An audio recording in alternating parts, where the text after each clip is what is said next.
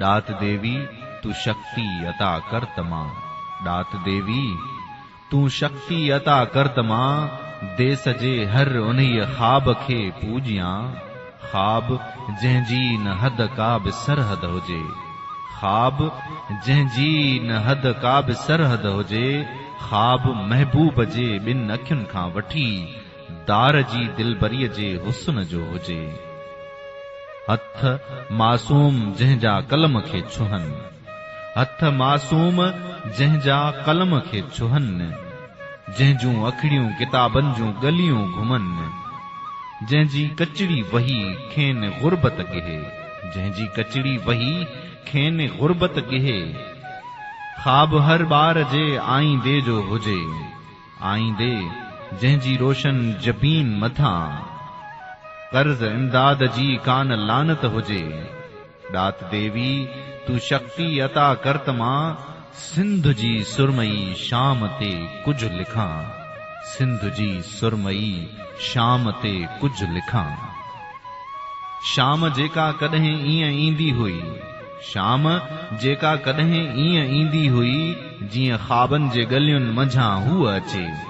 जंहिंजे पोयां न काई कुहाड़ी हुई। जंहिंजे पोयां न काई कुहाड़ी हुई। का न तुहमत हुई का न कारी हुई। का न तुहमत हुई का न कारी हुई। सिंध जी हर घड़ी ईद ॾियारी हुई।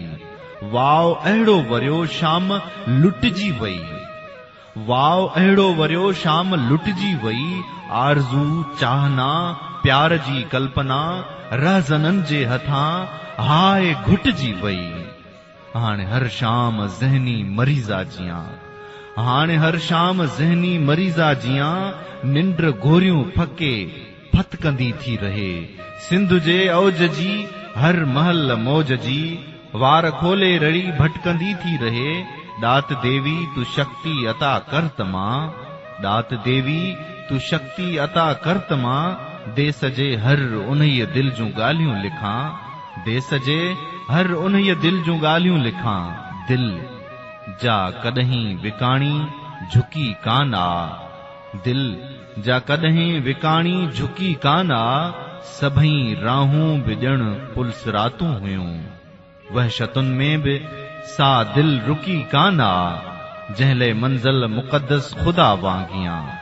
जंहिं मंज़िल मुक़द्दस ख़ुदा वांगियां। जंहिंजो मक़सद जुनून देस आज़ाद आ। दात देवी तू शक्ति अता कर तमा। दात देवी तू शक्ति अता कर तमा।